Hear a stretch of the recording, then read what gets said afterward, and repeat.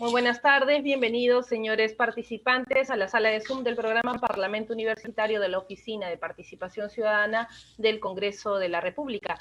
El día de hoy, lunes 19 de abril, tenemos programada la conferencia de formación parlamentaria, la misma que se viene realizando en el ámbito de las actividades dirigidas a la realización del Parlamento de Estudiantes de Educación Superior de la región La Libertad, que se estará realizando del 26 al 30 de abril. El día de hoy contamos como ponente con el doctor Jimmy Reinaga Alvarado, quien además es el jefe del área de Educación Ciudadana. Adelante, doctor Jimmy, tiene usted la palabra.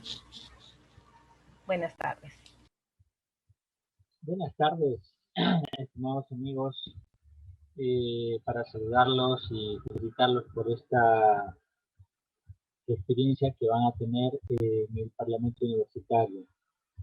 Les quiero contar que vamos a llevar adelante esta capacitación con el equipo de martes de Parlamento Universitario, así que cuando gustes compartimos exposiciones con Vanessa y a la siguiente haremos con Jorge, Luis y bueno, cuando guste Jorge Rioja, yo veo a Ricardo. Y Ángel también, que está conduciendo un nuevo look. Saludos al equipo de Parlamento Universitario por acompañarnos. Bien, vamos a comenzar la exposición porque vamos a desarrollar algunos temas que van a estar orientados a su experiencia como parlamentarios universitarios.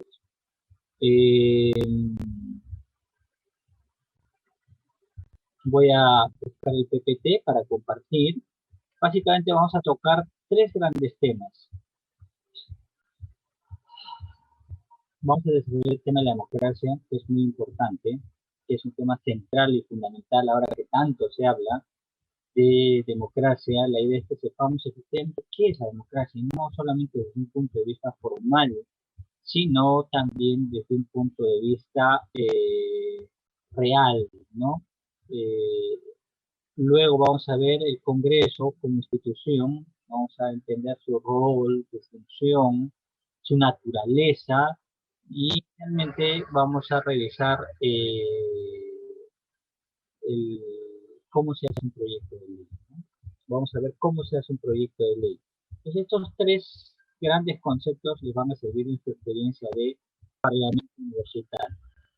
En ese sentido, los objetivos vendrían a ser básicamente cuatro. No sé si los puedes comentar tú, Vanessa. Claro que sí. Bien, tenemos cuatro objetivos dentro de esta presentación, que número uno es entender o comprender la democracia y sus valores. Vamos a ver a lo largo del contenido cómo es que definimos la democracia y cómo es que sus valores deben estar dentro de ella, ¿no? Tenemos que lograr un entendimiento de la naturaleza de la institución congresal, y veremos pues el conocimiento, bueno, uno de los objetivos es lograr el conocimiento de la organización y funciones del Congreso de la República.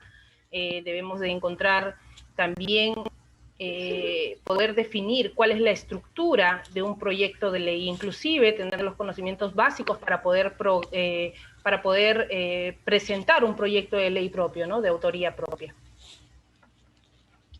Bien, entonces para eso vamos a comenzar, vamos a poner modo presentación con el primer tema, la democracia. La democracia, como ustedes son jóvenes universitarios, es necesario hacerles una introducción para entender qué funciones cumple el Parlamento. Y aquí no quisiera simplemente concitarles la Constitución Política y decir, oye, pues la Constitución Política dice tales y tales funciones en tales artículos, esas son las funciones del Estado. No, la idea es ver un poco más allá y entender que cualquier Estado, incluso sea democrático o no sea democrático, cumple al menos tres funciones básicas, tres funciones elementales, sea el Estado constitucional contemporáneo o sean los estados antiguos, los estados tradicionales que conocemos, los imperios, pensando en Tahuantinsuyo, pensando en Roma antigua, etcétera, ¿no? Y pensando en la actualidad de los más o menos 190 y tantos estados, ¿qué funciones mínimas y básicas cumplen estos estados? Pues vamos a ver que básicamente son tres. Miren aquí, uno es velar para que la comunidad política, cuando hablo con la comunidad política, hablo de país, nación, grupo, que puede ser aquí, por ejemplo, no sé, pues Chavín de Huántar, el Imperio del Tahuantinsuyo, puede ser el Perú actual, el Perú contemporáneo, puede ser otros países como Estados Unidos, como China, cualquiera. Entonces, la idea que un Estado debe desarrollar es velar para que los habitantes, los miembros de esta comunidad política y sus intereses económicos o territoriales no sucumban frente a la amenaza exterior. ¿Qué tipo de amenazas exteriores recuerdas, Vanessa? Amenazas exteriores, por ejemplo, ahora, ¿no? La que estamos viviendo actualmente, la amenaza de esta pandemia que nos ha cambiado la vida por completo, el COVID. Efectivamente, es una amenaza que viene del otro lado del continente, es una amenaza que nos provee la naturaleza. Algunos especulan y tienen algunas teorías conspirativas, ¿no? Pero lo cierto es, así como aparece el SIDA, como aparece el dengue, apareció la pandemia y bueno, pues nos ha puesto en jaque no solamente al Perú, sino también al mundo entero, ¿no? Entonces, ¿qué hacen los estados? Inventan vacunas, nos dicen cuarentenas, nos piden algunas, nos dan unas reglas para conducirnos, etcétera. La idea es evitar que las consecuencias, el objetivo fundamental es evitar que, bueno, pues, no sé, la gente no se contagie, la gente que no se muera. Pero si esto no es posible, aquí en Alemania, en Estados Unidos, al menos evitar que las consecuencias no sean tan desastrosas, ¿no?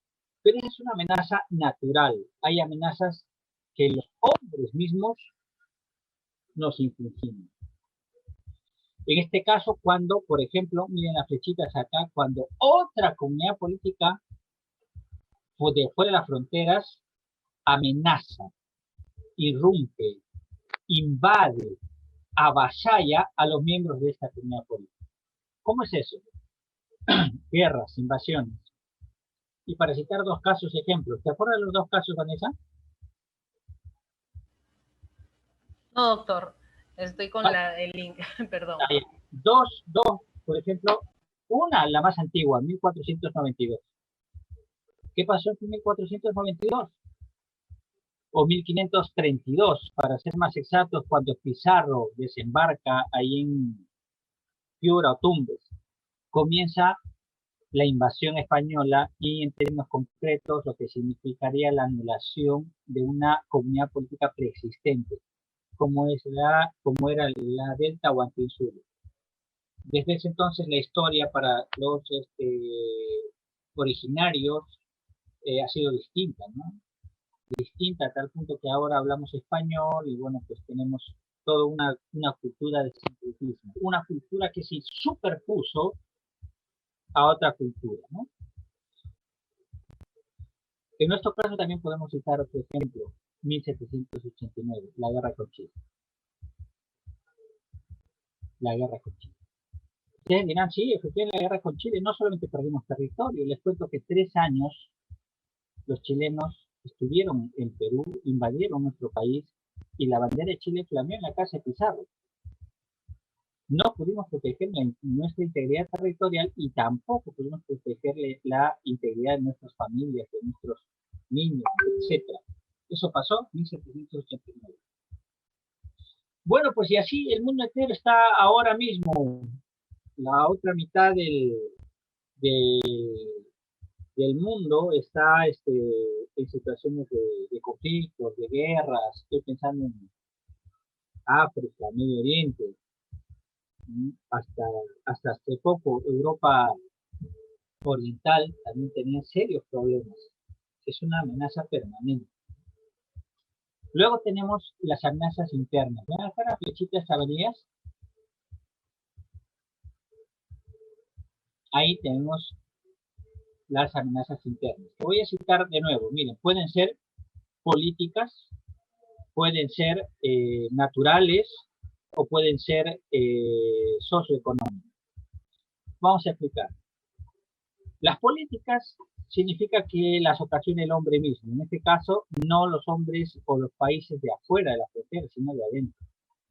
¿Y cómo puede ser que nosotros mismos nos infringamos daños a nosotros mismos? Que ustedes se preguntarán. Bueno, la respuesta es que, por ejemplo, puede pasar que la mitad de los peruanos empuñemos las armas contra la otra mitad de los peruanos. Es lo que conocemos como la guerra civil. ¿Sí? Las guerras civiles en muchos países han tenido esos serios problemas. Algunos han terminado divididos, como es el caso de Corea del Norte y Corea del Sur. O, por ejemplo, Estados Unidos en su momento pudo haberse convertido en los Estados del Norte y en los Estados Unidos del Sur tuvieron una guerra civil.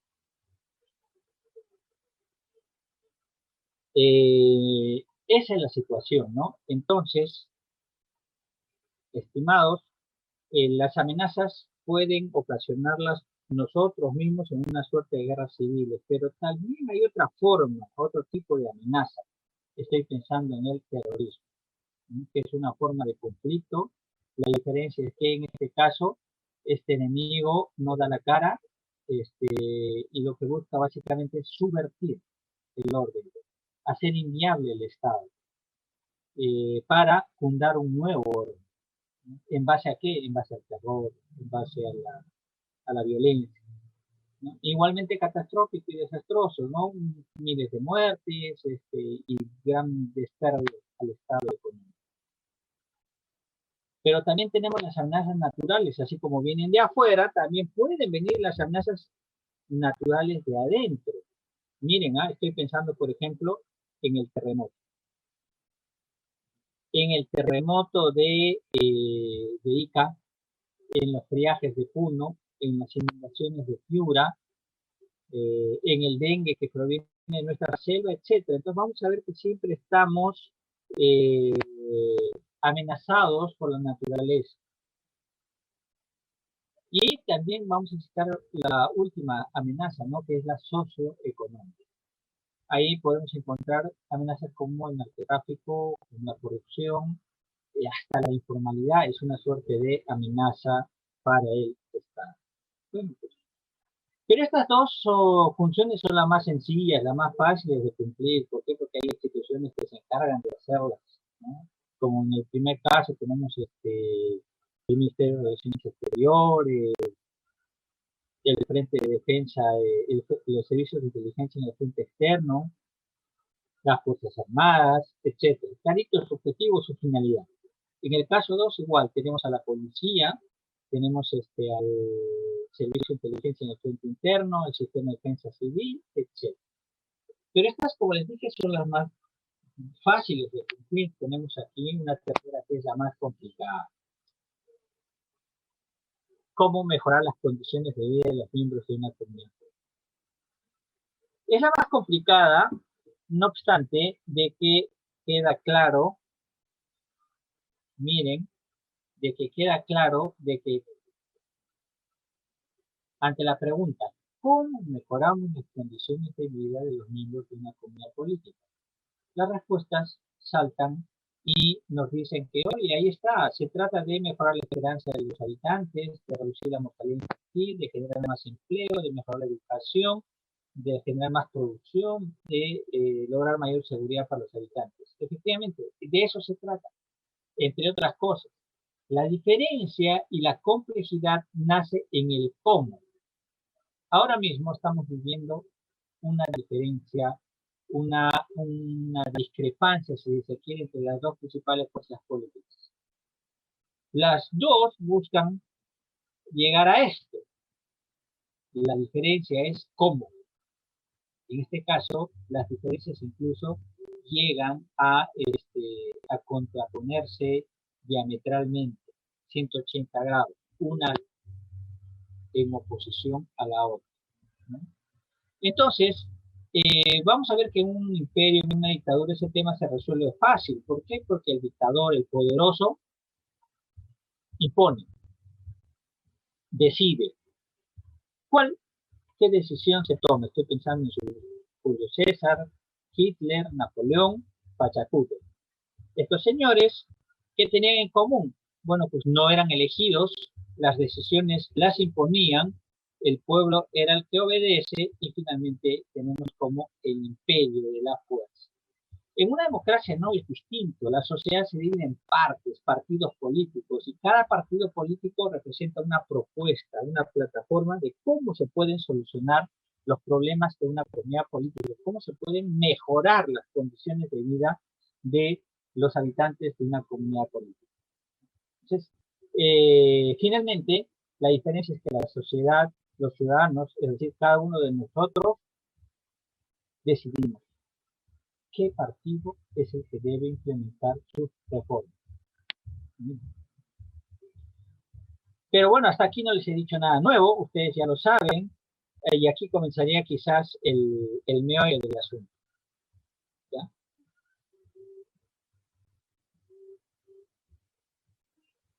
La democracia, y quiero comenzar diciendo, la democracia no son solamente elecciones.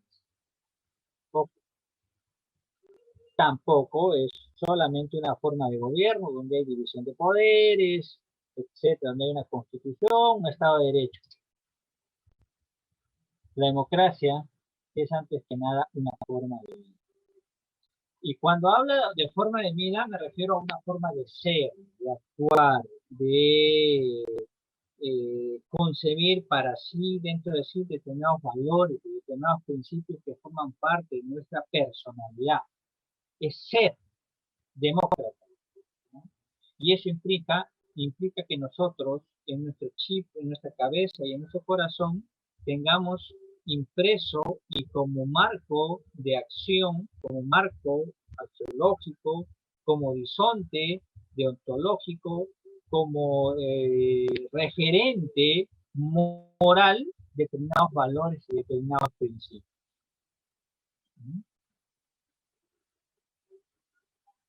Para explicar esto voy a utilizar el ejemplo de la moneda. Un autor decía, la democracia es como una moneda, tiene dos caras.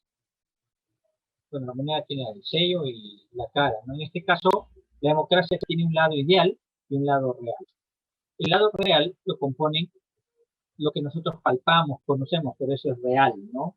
Lo experimentamos. De hecho, el día domingo hemos experimentado lo más grande, ¿no? Que es las elecciones. Hemos ido a votar. Luego tenemos instituciones como el Congreso de la República que vemos en la televisión o cuando visitamos en la municipalidad, el gobierno regional, y normas, la constitución política, ¿no? Cuyos efectos conocemos de la forma de cómo se organiza un Estado, de cómo se regulan los deberes y derechos de una sociedad, etc.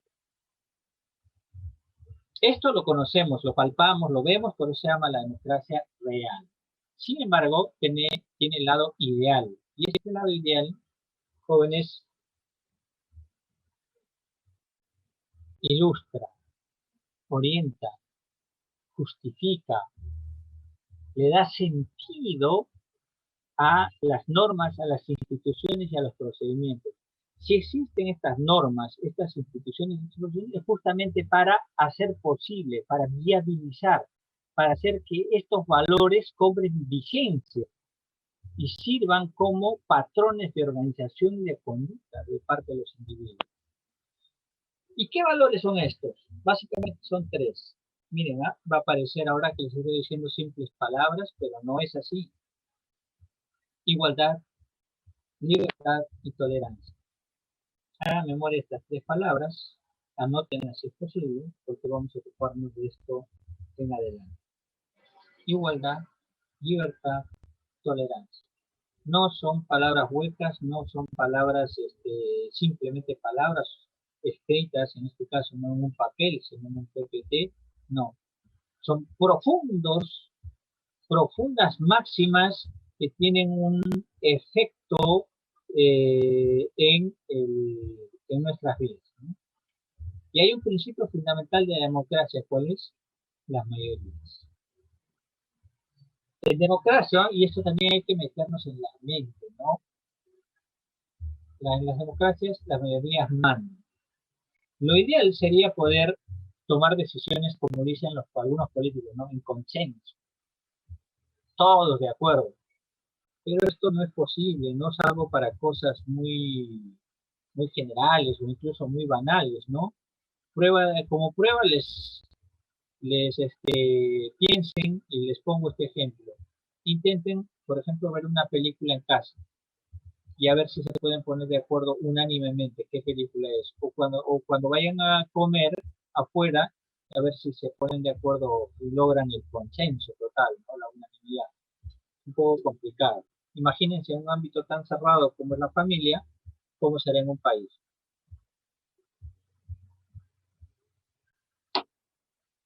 Entonces, jóvenes, vamos a poner a prueba lo que estoy diciendo. Vamos a ver si efectivamente somos demócratas reales o solamente de título, si realmente tenemos mucho de tradicionalismo, cargamos con algunos patrones del antiguo régimen o no. Y para esto voy a poner este ejemplo que siempre utilizo. ¿Qué se requiere para ser elegido congresista? Básicamente, tres cosas. Ser peruano de nacimiento, haber cumplido 25 años y estar apto para votar. ¿Esto qué significa? Que cualquier peruano mayor de 25 años puede ser congresista. ¿Está mal o está bien? A ver, vamos a dar paso a un par de intervenciones. Activen su micro, por favor. Habilitando micrófonos. Ya está. ¿Quién se anima a opinar?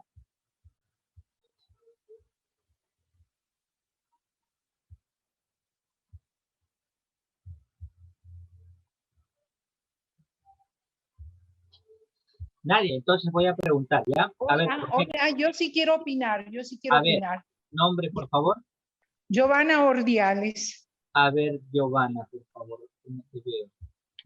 A mí me parece que está mal, porque yo pienso que los congresistas deberían salir del seno de los colegios profesionales y deberían ubicarse en los rubros que correspondan, incluso a su profesión, en las comisiones del Congreso, porque así como estamos, si bien es cierto es un derecho de todo ser humano, yo creo que sí debe existir un requisito que es que realmente contribuya y aporte con su conocimiento para el desarrollo del país, no que vaya a aprender, a experimentar o que necesite de tantos asesores que a la larga nadie sabe quién es el que realmente toma la decisión. Yo no estoy de acuerdo. Sería, creo, lo mejor apelar a los colegios profesionales. Gracias, hemos tomado nota de tu opinión. Escuchemos a alguien más. A ver, ¿quién se anima? ¿Me permite? Yo. Walter Cueva, ¿me escucha? Walter Cueva, ya, sí. ¿Verdad? Bueno, ya agradecer por las informaciones que nos están dando y empezar con la parte inicial, que hay unas informaciones acerca de los alcances que tienen con ustedes con algunos espacios virtuales.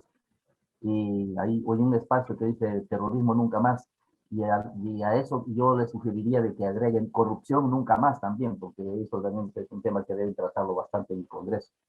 Y en este aspecto sobre ser peruano de nacimiento, bueno, estos requisitos, habría un tercer requisito, pues tener dinero, porque desgraciadamente nuestro sistema hace que el que postule al Congreso de repente debe tener por lo menos una cantidad apreciable de dinero como para poder hacer la campaña y esas cosas, ¿no? Y eso de alguna manera dificulta de que otras personas que muy bien pueden estar capacitadas para participar del Congreso, no tengan los medios como para poder hacer la parte primera, que es sí, pertenecer a un partido y luego hacer la campaña, ¿no?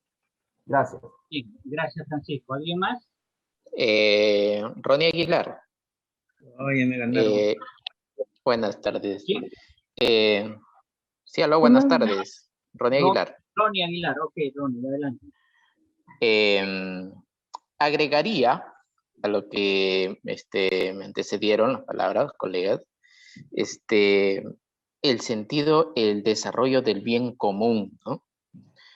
Que eso hay que ver la forma como lo podemos nosotros considerar como un requisito, ¿no?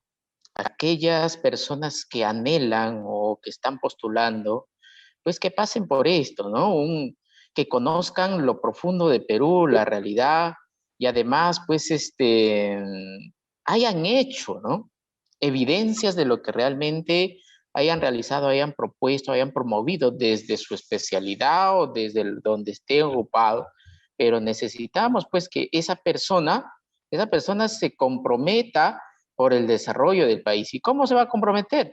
Cuando ya tiene un antecedente, ¿no? Ya se le conoce. Eso lo agregaría a lo que es a mis colegas lo que han pedido la palabra, ¿no? Bien, Muchas gracias. vamos a dejar las preguntas que me imagino muchos quieran preguntar más adelante, ¿ya? Por ahora quería utilizar estas 3 preguntas para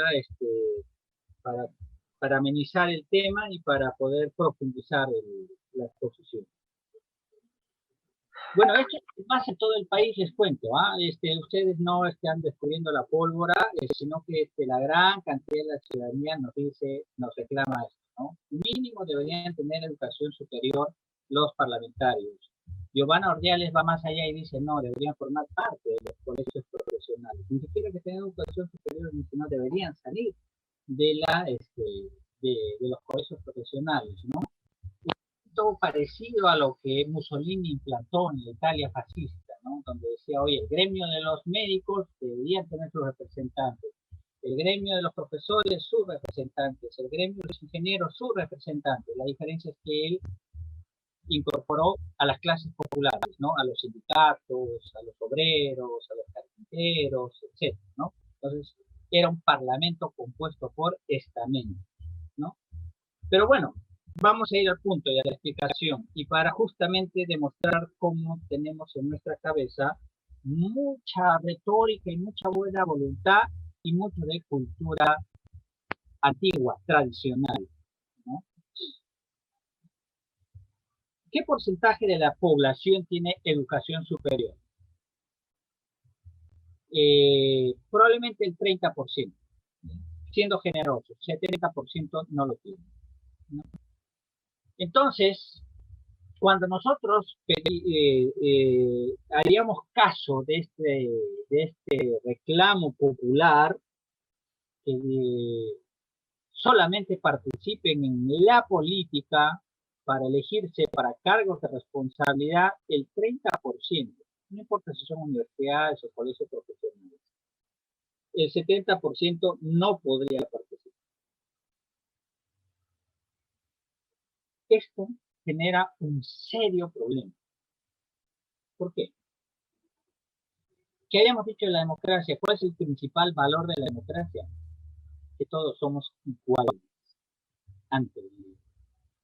Todos podemos ser elegidos, todos podemos elegir y todos podemos ser elegidos. Ese es un valor que tiene su correlato en un derecho fundamental, y no es como cuando Giovanna Ordiales me dice, sí, pues es un derecho, ya está bien, podemos prescindir de eso, no importa, hay que dejarlos, ¿no? Es un derecho fundamental. El poder ser considerados iguales ante la ley, el poder participar en la política, el poder elegir y ser elegidos. Ese es un presupuesto básico de la democracia. No es algo que puedas decir, oye, ya un ratito los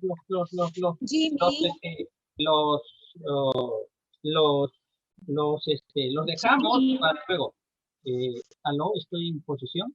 ¿Me estáis dando lugar a preguntas? Sí, Giovanna Ordiales nuevamente. Giovanna, por favor.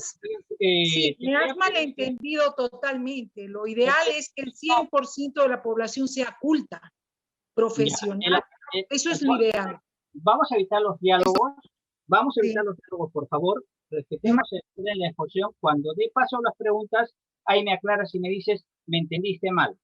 Ya, lo cierto es que en ningún país del mundo existen el 100% de personas profesionales.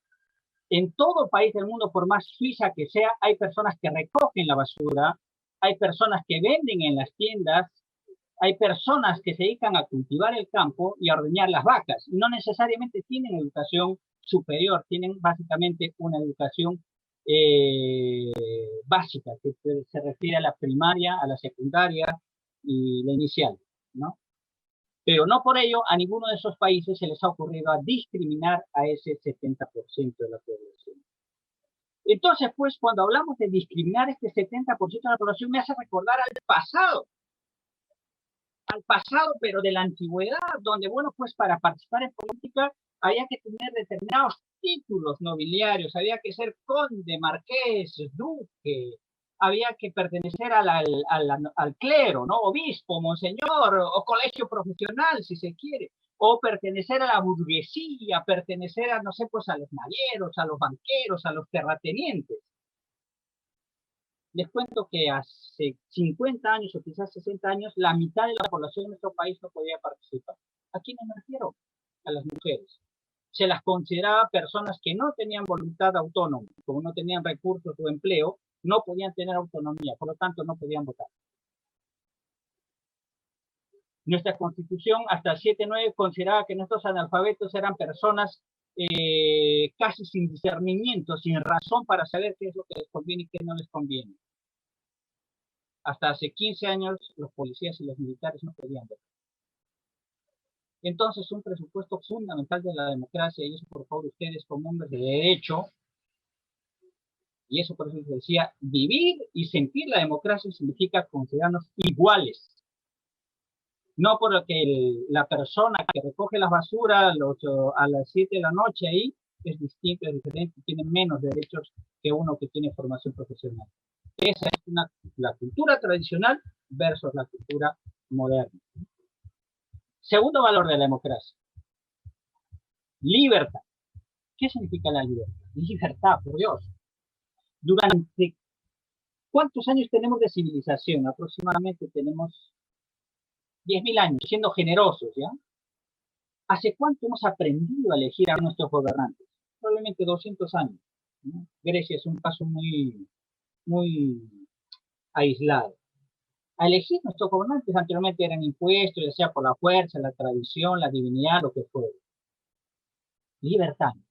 Ha pasado muchísimo tiempo para que el hombre pueda escoger y encontrar esta forma de gobierno, que muchos dicen no será el mejor, pero al menos es el menos malo.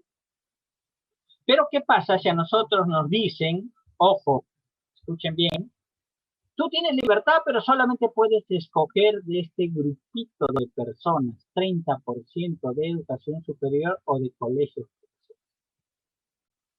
¿Dónde está mi libertad? ¿Qué pasa si yo soy agricultor y veo mi problemática y tengo un líder ahí sindical en la agricultura y quiero que sea mi representante? O en la construcción civil, o en el tema del deporte, por ejemplo. ¿Ustedes creen que el ingeniero agrícola va a conocer la misma problemática que las familias que se levantan a las 5 de la mañana a recoger espárragos? Entonces, si a nosotros nos piden circunscribirnos aquí a 30%, estarían limitando nuestra libertad, estarían tutelando nuestra libertad a elegir. Otro derecho fundamental es la libertad. Y no podemos decir, no importa, hay un ratito de... Es un derecho fundamental. Ustedes saben lo que implica un derecho fundamental. Y de hecho pueden accionar en cualquier momento el cumplimiento, exigir el cumplimiento de este derecho. Cualquier norma que se pretenda implementar limitando estos derechos simplemente se caen. El Tribunal Constitucional los declara inconstitucionales. Del pueblo lo puedo entender. Pero de hombres de derecho me resulta un poco complicado. Hombres y mujeres de derecho. El tercer valor, la tolerancia. ¿Qué significa la tolerancia? Les decía, ser demócratas no es solamente tener conocimientos y tener cultura, sino fundamentalmente tener valor. ¿Y valor para qué? Para poder convivir con el punto de vista diferente, para poder convivir con él que piensa distinto, que es de distinta raza, que es de distinta formación, que es de distinta creencia religiosa o que es de distinta opción sexual.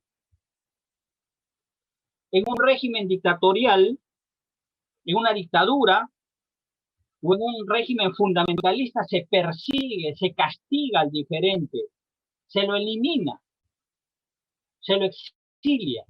En democracia no, se convive. Es más, se le da la oportunidad de expresarse. Libertad de expresión, libertad de opinión. Es más, se le da la libertad de competir. Aún así sea una opción que declare la invalidez de la democracia. Aún así, miren, es como cuando, por ejemplo, se dice, sí, tienes derecho incluso a hacerte daño en la vida. ¿Cómo me va a dar daño a la vida? Fumando o incluso consumiendo estupefacientes. No se condena el consumo de drogas. Lo que se consume lo que se condena es el tráfico de drogas. ¿Por qué? Porque el sistema privilegia la libertad del individuo. Entonces, en este sentido, hay que tolerar al que piensa distinto, diferente, y convivir. Este es un principio básico. ¿Por qué? Porque si no somos tolerantes, difícilmente vamos a aceptar el principio de la mayoría. Es decir, oye, si una mayoría decide y opta por una opción, esa es finalmente la solución o la opción del pueblo, no de los minoritarios, no de los grupos pequeños. Esa es la esencia de la democracia. Entonces, miren como un requisito aparentemente sencillo, aparentemente lógico, nos trae abajo un tema fundamental, que es la democracia. Ojo, podemos colocarle el requisito de la educación superior de los colegios profesionales, ojo, pero de ninguna manera nos vamos a llamar una democracia. Seremos una meritocracia, seremos una plutocracia, seremos una oligarquía, pero una democracia no. Demos, pueblo, kratos, poder. Esa es la esencia de la democracia. Y nuestra Constitución dice, somos un régimen de democracia representativa. Si queremos restringir las libertades de los otros, cambiémonos entonces de sistema.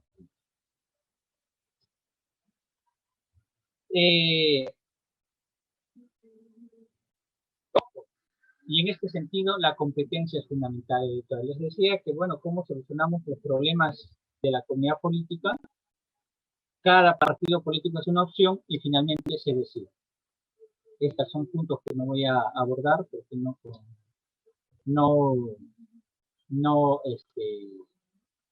antes de entrar acá, por favor, si hubiera preguntas, vamos a dar paso a un par de preguntas. Vía chat no ha ingresado ninguna pregunta. Si hay alguna persona que desee intervenir. Me faltaba aclarar, Vanessa, un ratito las preguntas de Walter Cueva y de Ronnie Aguilar, ¿no?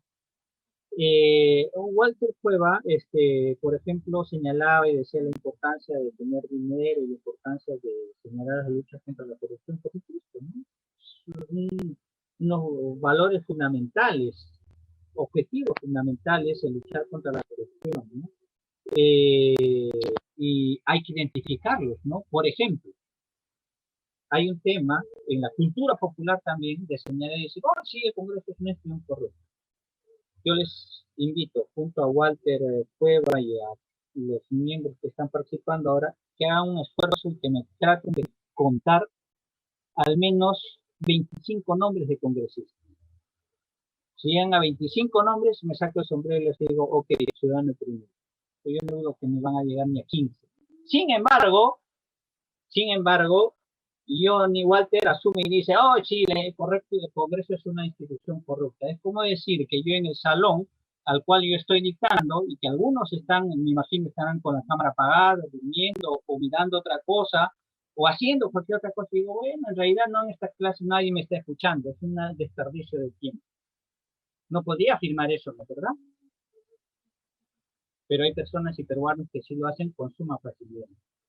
Y tener dinero, no creo, ¿no? Porque los parlamentarios que han pasado para esta elección, el primer grupo mayoritario, les aseguro que no tienen mucho dinero. El candidato que está pasando a la segunda vuelta, sabemos que es un profesor que no tiene riquezas ni nada. y simplemente está teniendo una carrera expectante, ¿no? Para señalar un ejemplo, ¿no?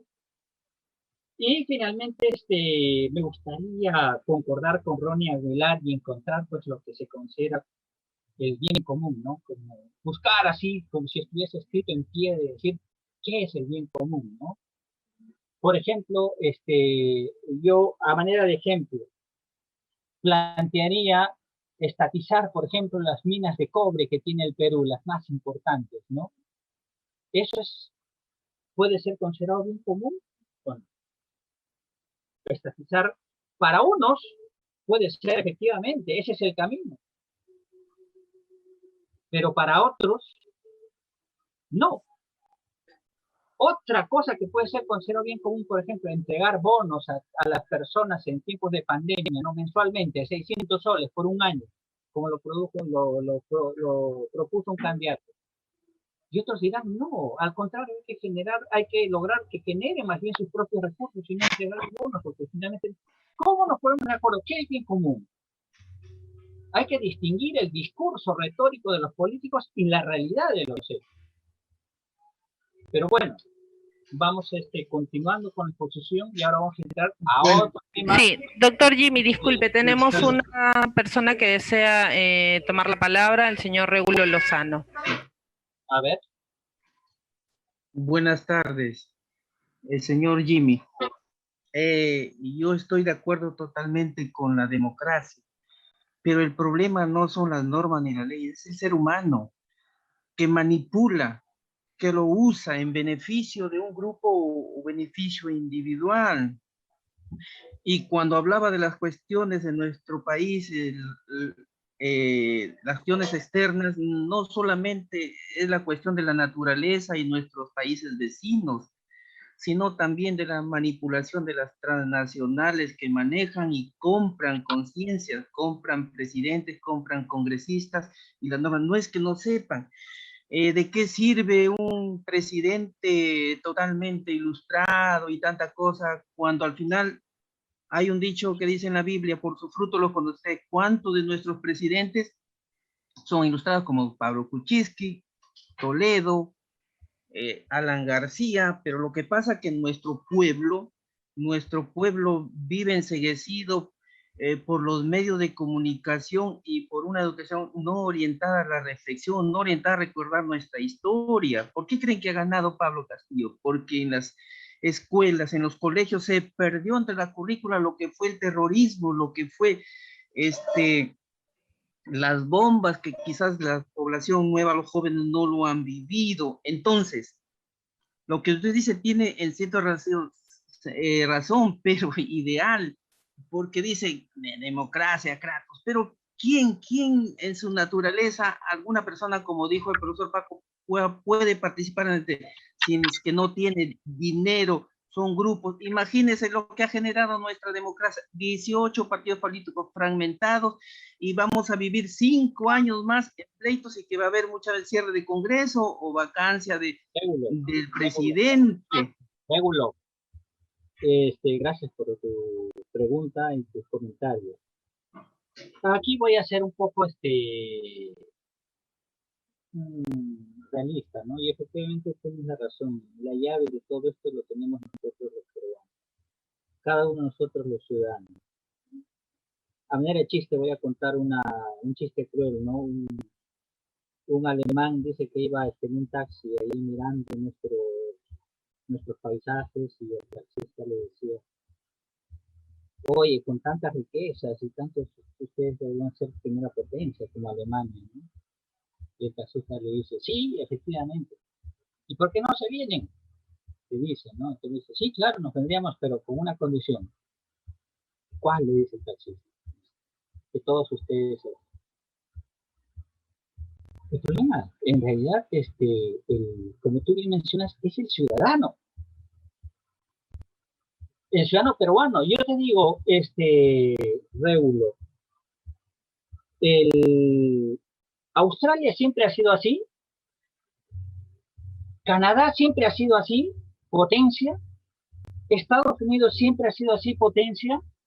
No se olviden que han ido inmigrantes, que han comenzado de pequeños países y luego han crecido, han cambiado. Nosotros estamos condenados a ser siempre así porque en el contexto mundial hay supuestamente los opresores, los buenos, o podemos cambiar. Es como que digamos, por ejemplo, oye, es fácil decir, deberíamos ir alguien al mundial, deberíamos tener un equipo como el que tiene, no sé, pues Francia o como el que tiene Alemania, pero no, tenemos un equipo donde nuestros mejores jugadores están jugando y es lo que tenemos. ¿Qué hacemos? Es fácil criticar, claro, desde la tribuna y decirles, Guerrero, eso eres un tal o eres un cual, Farfán, etcétera. Pero pues ponte el chimpún, porque es lo mejor que tenemos. Y aún así, mejor que tenemos, te pregunto, nosotros como sociedad, como país, ¿podemos fabricar siquiera un televisor pantalla plana? ¿Podemos fabricar un celular? ¿Podemos fabricar, no sé, pues un portaaviones, un cohete, una vacuna? Y en este sentido nosotros pensamos y decimos que queremos ser la tuerca del armazón, del sistema principal, etcétera. Pero si miramos nuestro tamaño respecto del orden mundial, vamos a darnos cuenta que nuestro papelito es el de una tuerca. Ejemplo, el presupuesto que tiene el Perú equivale al presupuesto que tiene Estados Unidos para manejar solamente sus cárceles. El presupuesto de todos los países de Latinoamérica, incluido el de Brasil, miren lo que estoy diciendo, equivale al presupuesto. Si todos los peruanos, todos los latinoamericanos decidiéramos unir nuestros presupuestos para hacerle la guerra a Estados Unidos, solamente equivaldría al presupuesto de defensa de Estados Unidos. Esa es nuestra realidad. Entonces no dejemos que no nos vendan, pues, ¿cómo se llama? Fuegos artificiales. No nos digan, observemos bien cuál es nuestra posición. No tenemos un Messi, no tenemos un Mbappé, no somos tan competitivos, pero entonces, ¿cómo comenzamos? ¿Dónde comenzamos para poder insertarnos competitivamente en el mundo? Entonces se trata de ver las cosas con sentido de realidad. Claro, la idealidad sirve para orientarnos, para señalarnos, pero no para juzgarnos, sino para menospreciarnos, sino para entender nuestra situación, nuestro rol en el mundo internacional. Hace tiempo, los países autárquicos han desaparecido. La globalización ha llegado para quedarse. Pero bueno, vamos entrando ahora a otro tema menos complejo, pero igualmente polémico e incomprendido. Congreso. ¿Para qué sirve el Congreso de la República? Y aquí voy a, aquí antes de preguntar eso, voy a hacer un comentario, ¿no?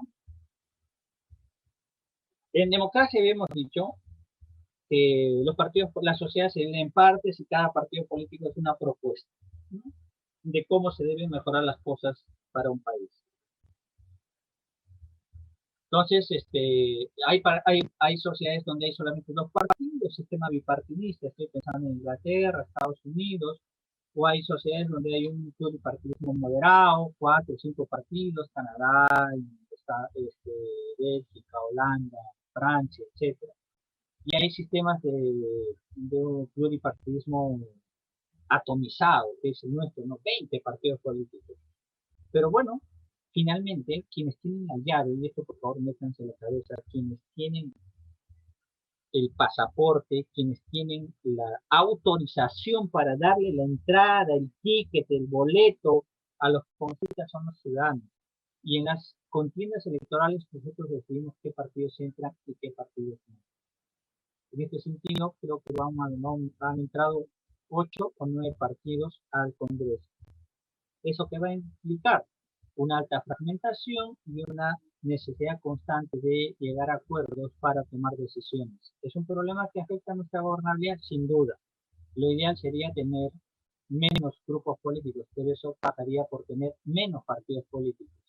Y tener menos partidos políticos pasa por cambiar nuestro sistema de partidos políticos. Y como los partidos políticos no pertenecen al Estado, sino pertenecen a la sociedad y a los ciudadanos, es un tema bastante complicado, cultural, que no se puede simplemente regular o cambiar por decreto. Es un tema cultural y es un tema estructural, que si me preguntan cuál es la llave, difícilmente podría responder o tendría que desarrollar con ustedes todo un ciclo de estaciología o de sistema de partidos políticos para analizar este tema. Pero bueno, entramos acá. Ahora bien, el Congreso, tenemos 10 grupos instalados y los tenemos ahí en el Parlamento. ¿Cuál es su función? ¿Para qué sirve el Congreso? Y aquí abro micrófonos para anotar, por favor. Quienes desean intervenir, levanten la mano que Vanessa les va a dar el uso de la palabra.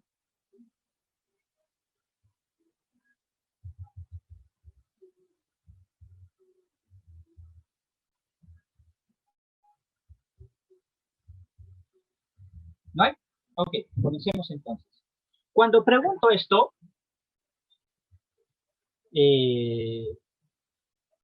me responden igualito, ¿no? Que cuando les pregunto, ¿está bien o está mal lo de los requisitos para ser congresista? Y me responden así rapidito y me dicen, oye, sí, es obvio, ¿no? Para hacer leyes. ¿Quién se encarga de hacer las leyes en el país? El Congreso. Entonces, su función, ¿para qué sirve? Para hacer leyes. Ok, entonces, dramatizando un poco, para enfatizar el punto, les propongo lo siguiente. Si se trata de hacer leyes, ¿por qué no hacemos lo siguiente? Miren, dos salidas. Uno, buscamos a los 5 hombres más inteligentes del Perú. Me voy, por ejemplo, siguiendo la propuesta de Giovanna, me voy a los 5 colegios más importantes, ¿ya? Y les digo, por ejemplo, al colegio de medicina, al colegio de ingeniería, al colegio de abogados, el problema es de dónde, ¿no? De Lima, de dónde lo saco, ¿no? ¿Ya? Pero vamos a suponer que están identificables, 5 sabios ahí, con doctorado, y digo, ya, ustedes hagan las leyes que el país necesita. Así nos evitamos a los 130 parlamentarios, nos dan dolor de cabeza, que nos cuesta mucho dinero, que tienen muchos asesores y que hay corrupción. ¿Qué les parece?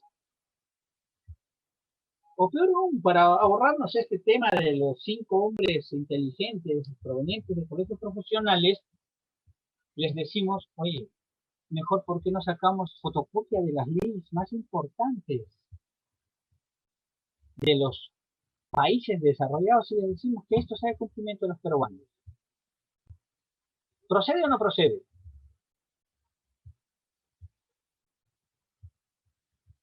Claro, ¿no? Ustedes son hombres de derecho y me van a decir que no, obviamente. Hay algo más allá, algo más de trasfondo que tenemos que entender y desgranar. En este sentido, entonces, vamos a dejar estas 3 ideas fundamentales.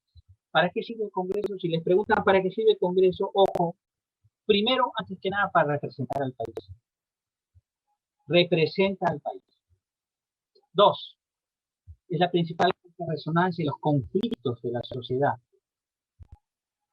Traduciendo en simple, es el lugar donde nosotros los peruanos podemos sacarnos los trapitos al aire, ventilar nuestros problemas, discutirlos y finalmente llegar a conclusiones o a tomar decisiones. En este sentido es el ámbito para la organización del conflicto organizado, institucionalizado.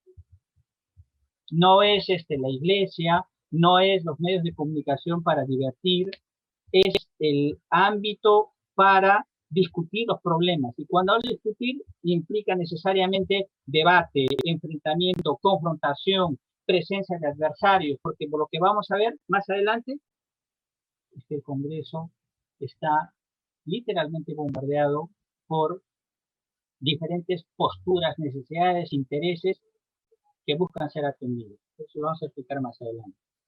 Comencemos por lo primero. Porque me dicen, ¿cómo va a representar al país? Escucho esa famosa frase que dice, yo no me siento representado por el Congreso. Ok, veamos cómo sucede eso. La representación del país. Esto lo vamos a abreviar rapidito. Grecia antigua, 50.000 ciudadanos, directamente se reunían en un estadio en un ágora y decidían qué se hace con la agricultura, la guerra, la educación, etc. Pensemos en una sociedad de 200.000 habitantes. Ciudad de Lambayeque creo que debe tener eso. Pero pensemos en el departamento de Lambayeque, pensemos en el Perú entero, más de 32 millones de habitantes, o un país como Estados Unidos, ¿no? 350 millones. ¿Podemos reunirnos en un solo ámbito? No, no es cierto. Entonces nos vamos a elegir representantes. Por eso nuestra democracia es representativa. ¿Qué significa la palabra representación? Ustedes como estudiantes de Derecho lo saben. Representación, presentar algo que está ausente. Está ausente el país. ¿Y cómo se constituye? A través de un órgano colegiado que es el Parlamento, que actúa en su representación. Entonces, ¿cómo es que se produce esta representación? De verdad no logro entender, me preguntan y me dicen, ¿cómo el Perú, con todas sus características, pueda reproducirse en una entidad como es el Parlamento? Expliquemos. Las tres primeras principales características que se traducen, porque hay mucho más, son la geográfica, la ideológica o política y la socioeconómica. Comencemos por la geográfica. Lo que hacemos es dividir al país como si fuera un rompecabezas y decimos, al menos todas las regiones del país deben estar representadas, al menos por un representante. A mayor cantidad de población, mayor cantidad de representantes. Ok, entonces como si fuera un rompecabezas comenzamos a reproducir el país en el Parlamento y decimos, por ejemplo, Mayagüez, que es el más pequeño, que tiene 173.000 habitantes, y decimos va a tener derecho a un congresista. Luego decimos Lima, que tiene 10 millones de habitantes, va a tener mucho más, 33 congresistas, y así sucesivamente. La Libertad y Piura, que son los dos medianos más grandes, que tienen más de 2 millones de habitantes, tienen 7 congresistas. Arequipa, Cajamarca, 1,5 millones, 6 representantes, y aquí viene Lambayeque, que comparte características con Ancash, Cusco, Puno y Junín en cuanto a población, ¿no? Tiene 5 representantes y así sucesivamente. Entonces ahí tenemos elegidos los 130 parlamentarios. Y en esta oportunidad, los peruanos que viven en el exterior, los que viven en Estados Unidos, Japón, España, pueden elegir, bueno, en muchos otros países, no pueden elegir hasta 2 representantes. Aquí dice, peruanos en el exterior, 2 representantes. Amazonas tiene 2, Apurímac tiene 2, Moquegua tiene 2, etc. Entonces, miren, lo primero que estamos logrando es reproducir al país geográficamente. Así que si pretenderíamos escoger solamente de unos colegios profesionales, estaríamos teniendo problemas en encontrar bueno, desde esta perspectiva sería inviable, ¿no? Vamos al punto 2, a la representación ideológica. Miren, de lo que se trata es de reproducir el pensamiento, el sentimiento, la posición ideológica o política de los peruanos en la composición del Congreso. Es decir, si por ejemplo el Perú siente y se identifica 40% por el partido A, 30% por el partido B, 20% por el partido C y 10% por el partido D, esta posición ideológica debe reproducirse en la composición del Congreso. ¿Y cómo averiguamos esto? ¿Cómo sabemos cómo piensan y sienten los peruanos? En elecciones, evidentemente. La elección sirve para eso, para que el ciudadano, el peruano, exprese su posición, exprese su punto de vista, ¿no? Esa posición se reproduce en la composición del Congreso y decimos, si los peruanos se identifican 10% con el partido D, entonces corresponderán 30 congresistas, 26 congresistas, 39 congresistas y 52 congresistas. Evidentemente este es un ejemplo. La tercera característica que se reproduce es la representación socioeconómica. De lo que se trata de reproducir al país. No es el mundo, no es como le llaman, el Olimpo de los dioses, no, es el lugar donde se reproduce al país. Y en este sentido, tienen que estar los diferentes sectores de la sociedad, empresarios, profesionales, trabajadores, hombres, mujeres, jóvenes, adultos, mayores, católicos, protestantes, blancos, mestizos, etcétera. Tiene que estar el país. Por eso los partidos políticos en su lista que ofrecen esta variedad, este menú. Si Lambayeque tenía 5 candidatos, multipliquen eso por 10. Vamos a suponer que solamente habían 10 partidos políticos. Tenían 50 congresistas para escoger. O sea, ahí podían tener, no sé, pues al más ilustre profesional hasta un destacado trabajador sindical. Entonces, quien tiene la libertad de escoger es el ciudadano. Él decide de acuerdo a su expectativa, de acuerdo a su idea, de acuerdo a sus necesidades, de acuerdo a sus intereses, decidirá a quién escoge. ¿A través de qué? A través del voto preferencial. Por eso el voto preferencial es una herramienta del ciudadano básicamente. Si el partido político te ofrece la gama, te ofrece un orden, tú puedes alterar ese orden a través del voto preferencial. Entonces, en este sentido, la función principal del Congreso básicamente es la de representar al país. Esta función no la tiene ninguna otra institución. Si ustedes se preguntaron alguna vez por qué le dicen al Congreso primer del poder del Estado, justamente es por eso, porque representa a todos los peruanos. El Ejecutivo rara vez va a ser elegido por el 80% de la población, y si es elegido por un grupo, básicamente va a ser por una mayoría. La diferencia es que en el Parlamento están elegidos todos los partidos políticos más relevantes, las fuerzas políticas más relevantes del país, que han sido votados por los ciudadanos. Es decir, representan a todos los peruanos. En esa condición es que puede hacer otro tipo de funciones. ¿Cuáles son? Legislar, fiscalizar y elegir.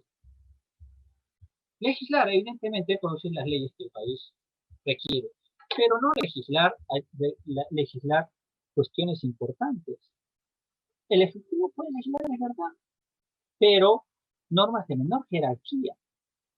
Al Parlamento se le reserva el derecho, por ejemplo, para modificar la Constitución, para aprobar tratados, para modificar la estructura del Estado, para imponer impuestos, cosa que no puede hacer el Ejecutivo. Una vez que las aprueba, el Congreso le dice al Ejecutivo, ejecuta, reglamenta. O a veces el Ejecutivo le dice, ¿sabe qué cosa? Por favor, dame tu facultad de legislar porque hay una urgencia, por un tiempito, y en determinadas materias.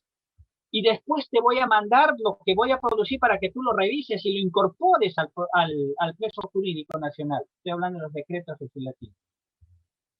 ¿Se dan cuenta la diferencia? Primer poder del Estado, ejecutivo. Pero ¿quiénes manejan los recursos? Ahí está la diferencia. El presupuesto para implementar estas cosas las maneja básicamente el ejecutivo. Ustedes se preguntarán, del 100% del presupuesto nacional, ¿qué porcentaje se va al Congreso, por ejemplo? El 0.04%. La Universidad Nacional Mayor de San Marcos tiene más presupuesto que el Congreso. Para citarles un ejemplo. Quien maneja el presupuesto, el grueso del presupuesto es el Ejecutivo. Segunda función, fiscalizar. En la medida en que representan los peruanos, pueden meterse a cualquier sitio, a los cuarteles, a los ministerios, a los gobiernos regionales, a las comisarías, a los colegios, ¿a qué? A ver, a fiscalizar, porque son representantes los peruanos. Y me gustaría realmente que hagan ese trabajo y que vayan, que visiten a los colegios de la localidad, a los hospitales de su distrito electoral, que vayan a preguntar a su alcalde provincial en qué se está implementando los recursos del Estado. Esa es la función de fiscalizar, de seguir los pasos al Ejecutivo, de seguir a quienes implementan los recursos del Estado. Y funciones electivas, en la medida en que represento a los peruanos, puedo extender esa legitimidad. Eso se llama técnicamente derivación de legitimidad. Y puedo elegir, por ejemplo, a los magistrados del Tribunal Constitucional. ¿Qué es diferente a que lo elija el Ejecutivo? Claro que sí. ¿Por qué? Porque si los elige el Ejecutivo serían básicamente algo así como sus empleados, como sus ministros. La diferencia es que tendrían estabilidad y representarían a una sola posición política. En cambio, si lo elige el Congreso, representa a todos los peruanos. Pero no lo elige solamente un grupo minoritario. Ojo, el constituyente dice, para que puedas elegir, por ejemplo, a los magistrados del Tribunal Constitucional, tienes que alcanzar un mayor acuerdo. No solamente una o dos fuerzas políticas van a poder ponerse de acuerdo, van a tener que juntarse, 3, 4, 5, y ahora como vamos a hacer muchas agrupaciones para elegir el magistrado o al defensor del pueblo, van a tener que juntarse 5. ¿Qué significa esto? Que va a tener que haber un mayor acuerdo entre los grupos políticos. No va a ser la posición de un solo partido político. En este sentido, entonces, el Congreso, si va a representar, se va a convertir en el centro del debate nacional. Reitero, no es el ágora, no es la iglesia, es el centro donde se va a debatir los problemas y las diferencias que tenemos nosotros los peruanos. Esa es su razón de ser. Es necesario entenderlo así, porque si sembramos un eucalipto pensando que nos va a dar manzanas, nos vamos a frustrar. Si pensamos que los parlamentarios se van a poner de acuerdo entre sonrisas y por telepatía, nos vamos a sentir frustrados. Es mejor saber que van a pelearse ahí, justamente porque cada quien quiere solucionar los problemas y las necesidades de su perspectiva, de su electorado. Vamos a explicar cómo sucede esto. Es el único sitio donde nosotros los peruanos podemos, ya lo dije, sacarnos los trapitos al aire, ventilar nuestras diferencias y tomar decisiones. En los medios de comunicación se pelearán, en las asambleas se pelearán, etcétera, pero la diferencia es que ahí cierran las puertas, se acabó el programa y quedó. La diferencia es que mal que bien en el Congreso se toman decisiones, salen normas, salen decisiones, salen leyes. ¿Y cómo es que se convierte en el centro del debate nacional? A ver, explíqueme, profesor. Sucede, pues piensen, a ver, estimados amigos. Pensemos a ver en cuanto a las regiones, a las necesidades de las regiones. Pregunto, ¿las necesidades del agricultor de Lambayeque será igual a las necesidades del agricultor de Arequipa, que produce cebollas, o al agricultor de Apurímac que produce papas, o al agricultor de Junín que produce alcachofas, o al productor de Piura que produce uvas, o al productor de Loreto que produce plátanos, etcétera? ¿Tendrán las mismas necesidades? ¿Tendrán la misma problemática? Miren, estoy hablando solamente de la agricultura. Imagínense si voy a hablar de la minería, si voy a hablar de la pesca, si voy a hablar del comercio, de todas las actividades y de todos los departamentos. Le sumo a eso la posición ideológica, ¿no?, de cada uno de los representantes. ¿Cómo si se privatiza, no sé, pues, o se estatiza? Las necesidades de los peruanos por edad serán las mismas. Pienso en mí, que estoy próximo a jubilarme, pienso en los jóvenes pulpines que recién como ustedes, que recién van a salir a buscar trabajo, tendrán las mismas necesidades que una persona que tiene 2 hijos y que está por los 30, 40 años, o por los jubilados de la tercera edad. ¿Tendrán los mismos intereses, las mismas necesidades, los mismos deseos? Pensemos en lo económico, en las clases, en los grupos de poder o en los sindicatos, etcétera. Los trabajadores de construcción civil tendrán los mismos intereses que las constructoras, los intereses de los agricultores serán mismos que de los agroexportadores. Pensemos en las clases sociales, las clases A, B, C, D, tendrán los mismos intereses, los mismos deseos. Las religiones, ¿no? Los prepap, los católicos, los protestantes, los ateos, tendrán las mismas expectativas, por ejemplo, respecto del aborto, respecto de la unión de personas del mismo sexo, etc. Entonces, lo cierto es que vamos a tener, miren, un Congreso bombardeo. Lo que les dije. ¿Por qué? Por intereses, deseos, necesidades. Me gustaría a Ronnie Aguilar decirle, oye, qué fácil, realmente es encontrar el bien común, ¿no? Abrir como la Biblia y decir, oye, ¿cuál es el bien común para los peruanos? No, o sea, el bien común se construye a cada momento y lo construye en la medida en que es expresión de las mayorías. Si la mayoría considera que está bien, está bien. ¿Por qué? Porque representan a la mayoría. No va a ser que un grupo pequeño de 10% quiera imponer lo que considera un bien común, porque es un 10%. Por ejemplo, que sean de los agroexportadores, estos de acá, y estos consideran que exportar papa, por ejemplo, para el país es lo más adecuado. Y van a querer imponer estos de aquí su punto de vista. No, para eso son las votaciones. Las mayorías expresan lo que es el bien común y tiene expresión cambiante. Con esto que Velázquez en su momento consideró algo que era para el bien común. Alan García en su primer gobierno, Toledo en su gobierno, Alan García en su segundo gobierno, igual Toledo, Fujimori, cada quien tiene su expresión de lo que consideran bien común. Entonces, ¿cuál es el sustento, la legitimidad de esos bienes comunes? En la medida en que la ciudadanía les da su respaldo. ¿Por qué temas tan controversiales? Como, por ejemplo, permitir el aborto. ¿Dónde está el bien común ahí? ¿El derecho fundamental de la persona a decidir por su propio cuerpo o el derecho fundamental del que está por nacer? ¿Dónde está el bien común ahí? ¿Quién discierne cuál es el bien común? Podemos discutir ahí, podemos juntarnos con uno u otro grupo, entonces, pero finalmente hay que tomar decisiones. Entonces, aquí vamos a ver que el congresista actúa como canales de transmisión entre la sociedad y el Estado. Lo que hace es justamente trasladar esta realidad de su localidad, de su distrito electoral, de su región al Congreso. Entonces, por eso me causa un poco de extrañeza y un poco de preocupación cuando alguien juzga a un parlamentario de Puno, ¿no? Dice, ese parlamentario de Puno no tiene formación universitaria. O sea, soy de Lima. El parlamentario de Puno está por Puno. Y los ciudadanos de Puno lo habrán elegido por algo. Por eso es necesario establecer el vínculo entre el parlamentario y su distrito electoral. Pero por alguna razón nos hemos acostumbrado a juzgar a todos, ¿no? Como ejemplo, ¿no? Es como, ¿cuál es el equipo de fútbol de Chiclayo, por ejemplo? ¿Tiene equipo de fútbol Chiclayo? Ángel, tú que todo lo sabes ahí en deporte.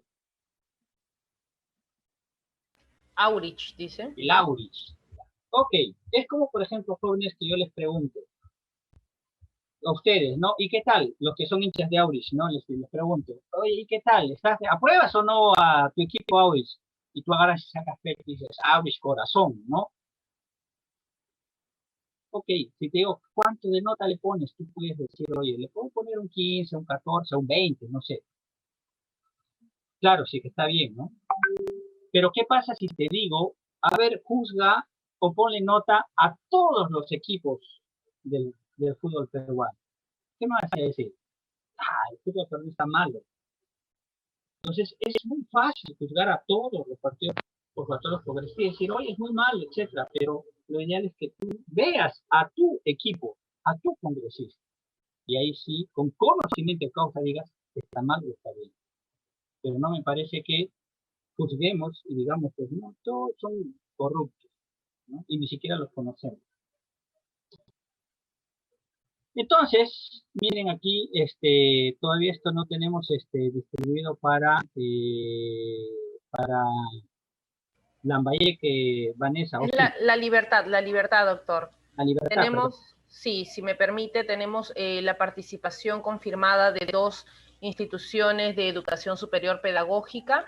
En este sentido estamos hablando de David Sánchez Arias y el Instituto de Educación Superior Pedagógica Indoamérica, ¿no? Estas 2 instituciones estarán participando con 5 carreras, ¿no? Educación superior, perdón, David Sánchez Infante, con 5 carreras, ¿no? Educación inicial, educación primaria, secundaria, si no me equivoco, educación física. Van a estar integrando a partir de la próxima semana el Parlamento Universitario, o en este caso Parlamento de Institutos de Educación Superior, representando a la región de La Libertad.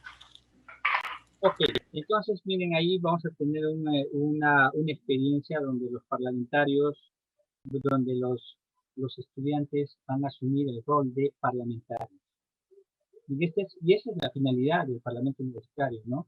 De bajarlos de las tribunas y ponerle los chimpunes, para que entiendan algunos presupuestos básicos de la democracia, como es la libertad de expresión, como es la necesidad de conversar para arribar a tomar decisiones, para parlamentar e incluso discrepar y finalmente tomar decisiones. Lo ideal sería a través del consenso, pero sabemos por realidad que las decisiones se aprueban por mayoría. Entonces ya les vamos a explicar más adelante que básicamente, así como hay departamentos que en función de su población tienen más representantes, las facultades que tengan mayor cantidad de alumnos van a tener más representantes y los que tengan menos alumnos van a tener menos representantes. Por ejemplo, miren acá, en Cusco tuvieron Santa Ana, que tenía, Santa Rosa, que tenía 400 alumnos, tuvo 21 representantes, y Chico, que tenía 900 alumnos, tuvo 44 representantes. Así ingresan a formar el Parlamento Universitario, ¿no? Bueno, entonces ahí lo que vamos a evidenciar es que es fácil opinar cuando los recursos son ilimitados. El problema es que en el Congreso y en nuestro país en general los recursos son limitados, y menos cuando no se manejan recursos, como es el caso del Congreso. Como ejemplo les pongo, ¿no?, esta tarea. En casa, todos tienen necesidades. Padre de familia, madre de familia, el hijo mayor, la hija menor, el ultimito, el abuelo, la abuela, los dientes, el 15 años, comprar la computadora, la ecografía, no sé qué, cambiar el techo de la casa, no sé. Yo digo, qué padre no quisiera decir, oye, toma, y hagamos todos felices, todos contentos. Lo que se tiene que hacer es priorizar. Y esa tarea de priorizar, les pregunto, es armoniosa, es bonita, es todos terminan felices, contentos, con aplausos y besos. No, alguien termina tirando la puerta, alguien termina molesto. Igual pasa en el Congreso. Cuando ustedes vayan a tomar decisiones en el Parlamento Universitario, van a ver que no es posible aprobar todo. Hay decisiones incluso contrapuestas, o privatizas o estatizas. Entonces los que proponían la estatización y se aprueba la privatización se quedan frustrados y molestos y probablemente digan que es una institución corrupta. Entonces vamos a ver que muchos temas para la agenda que van a generar es la experiencia que sale de los parlamentarios, del Parlamento Universitario. Vamos a ver que cada comisión produce 3 proyectos de ley. Si son 4, van a tener 12, pero van a debatir con suerte 4. Igual pasa en el Congreso, hay 20 comisiones, cada comisión produce, por ejemplo, 5 proyectos de ley a la semana. Si multiplican 20 por 5, tienen 100 proyectos de ley para cada pleno del Congreso, pero máximo se tienen 20 temas. Se priorizan. Entonces, para organizar, para tratar ese problema, en casa hay una autoridad que son padre y madre, es una autoridad social que, bueno, existe, ¿no? Pero nosotros, en un mundo de iguales, de libres, de tolerantes, tenemos que ponernos de acuerdo. Es como cuando estamos en una reunión de amigos. ¿Cómo nos ponemos de acuerdo? ¿Quién decide, no sé, pues a qué fiesta ir o qué hacer? Hay que conversar. Pues en el Congreso, cuando hay conflictos y personas de distintas creencias, nos tenemos que someter a determinadas normas y a determinadas reglas y ponernos de acuerdo. Las principales normas, en este caso, la Constitución, el reglamento del Congreso. Y en este sentido, y en el reglamento del Congreso se crean instituciones como, por ejemplo, los órganos parlamentarios que sirven justamente para establecer las reglas del juego y finalmente decidir. Entonces, aquí ya entrando al tema de la organización en el Parlamento, hay que distinguir 2 ámbitos. La organización parlamentaria, que está por aquí, dice los políticos, a los que elegimos, 130, y los trabajadores, que damos soporte a los parlamentarios. 130, y aquí más o menos habrá pues unas 2.000 o 3.000 personas. Vamos a ver cómo es esto por dentro, vamos a ir a conocer el monstruo por dentro.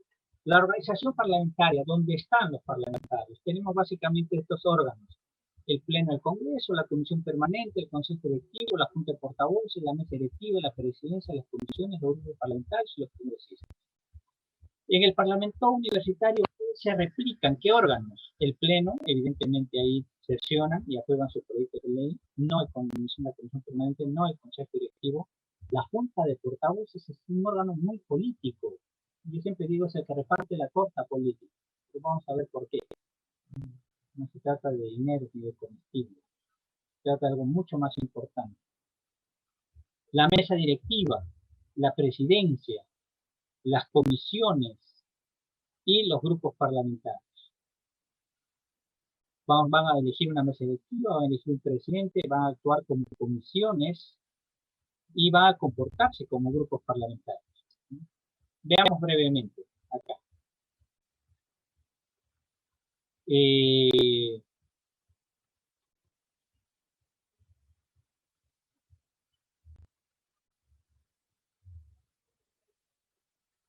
Disculpen un chiquito, aquí tengo una pequeña interrupción. El Pleno del Congreso es la máxima asamblea deliberativa del Congreso. Como dicen los ingleses, lo puede todo.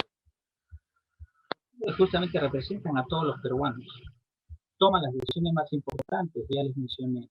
De ahí viene el dicho de primer poder del Estado.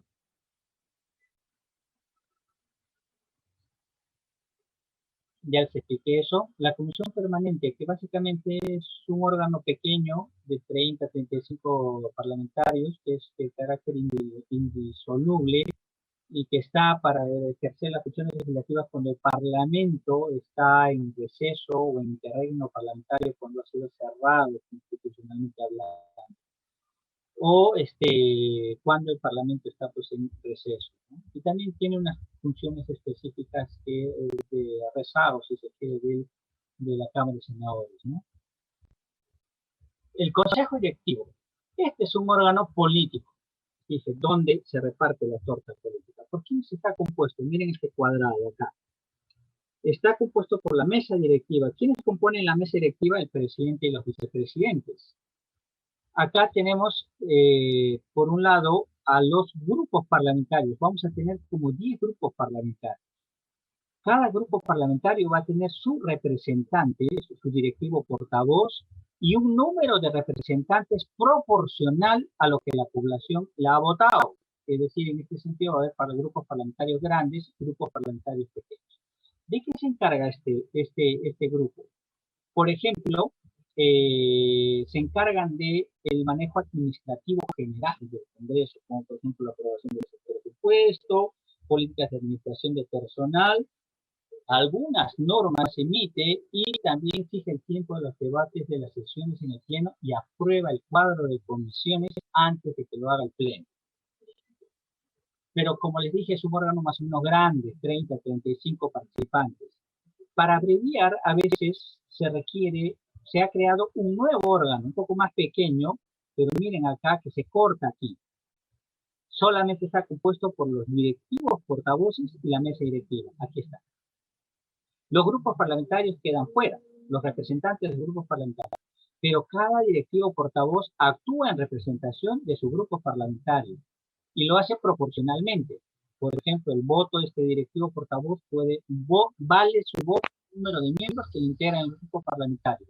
Si tiene 7, valdrá voto 7. Si este tiene 40, su voto vale de este directivo portavoz 40. Entonces, esto básicamente lo que hace es define los temas de agenda y incidentes que se presentan en las sesiones. Está integrado por los miembros de la mesa directiva y un portavoz de cada grupo parlamentario cuyo voto es proporcional al número de miembros que les dije. Cumple una función de coordinación e instancia previa a la labor del Consejo Directivo. Luego tenemos la mesa directiva. La mesa directiva que se encarga de la dirección y el debate, de la dirección básicamente de los debates en el Pleno del Congreso, en la Comisión Permanente y en el Consejo Directivo. Miren quiénes componen la mesa directiva. Ven acá al cuadrado. La presidencia, la primera vicepresidencia, la segunda vicepresidencia y la tercera vicepresidencia. Y aquí van a haber algunas funciones administrativas y algunas funciones directivas. Y finalmente tenemos a la presidencia del Congreso, que en este caso recae en esta señora, que se ubica aquí, donde está la flechita, y que tiene funciones básicamente de dirigir las sesiones del Pleno, supervisar el funcionamiento de los órganos parlamentarios y disponer lo necesario para la correcta administración del Congreso. Luego tenemos las comisiones parlamentarias, que básicamente son grupos de trabajo especializados, ¿no? Donde se discuten de manera especializada proyectos de ley, la conducta ética de los parlamentarios o se investiga algún caso específico. En este sentido, las comisiones pueden ser de varios tipos, ordinarias, ya les dije que en el Congreso hay como 25 comisiones, Hay comisiones de investigación, comisiones especiales tipo Odebrecht, tipo, no sé, pues vacunas, o comisión de ética que evalúa la conducta ética de los parlamentarios. Y finalmente tenemos los grupos parlamentarios, que son la expresión de los partidos políticos en el Congreso, que agrupa obviamente a los congresistas que comparten ideas políticas o perspectivas comunes o afines, ¿no? Y bueno, ahí está, que se compone con un mínimo de 5 congresistas y tiene representantes en los diferentes órganos del Parlamento. Y el servicio parlamentario está donde nosotros trabajamos, ¿no? Aquí tenemos la oficialía mayor, la oficina de participación ciudadana forma parte de la oficialía mayor. Tenemos la Dirección General Parlamentaria, que se dedica básicamente al proceso parlamentario en su dimensión formal. Tenemos la Dirección General de Administración, donde se ven los temas administrativos del Parlamento, y finalmente la Oficina de Auditoría Interna. Bueno, entonces, volviendo al tema del Parlamento Universitario, lo que vamos a hacer cuando se conforme el Parlamento Universitario es elegir una mesa directiva, vamos a elegir a su presidente, se va a trabajar en 4 comisiones, se va a tener una sesión plenaria donde van a debatir y aprobar los proyectos de ley, y finalmente van a decidir los tiempos de debate y los quórum que van a tener para las elecciones de los presidentes y de las votaciones. Casi siempre el reglamento del Congreso nos va a servir como referente, ¿no? Sin embargo, como digo, el Parlamento lo puede todo. El único límite es, en este caso, la Constitución, pero incluso la Constitución la puede cambiar, ¿no? Bien, preguntas hasta acá, por favor. Hemos acabado el módulo Congreso. Sí, justo tenemos 2 preguntas de Francisco Cueva, que dice: si hablamos de representación regional, ¿por qué se permite que postulen al Congreso personas que no son de la región a la cual quieren representar? Y otra pregunta es: si el Congreso fiscaliza, ¿por qué no se manifiestan ante los graves problemas de salud y educación que estamos viviendo? Ya. Por ahí podemos responder funciones, ¿no? Sí, la legislación electoral permite que, el problema es que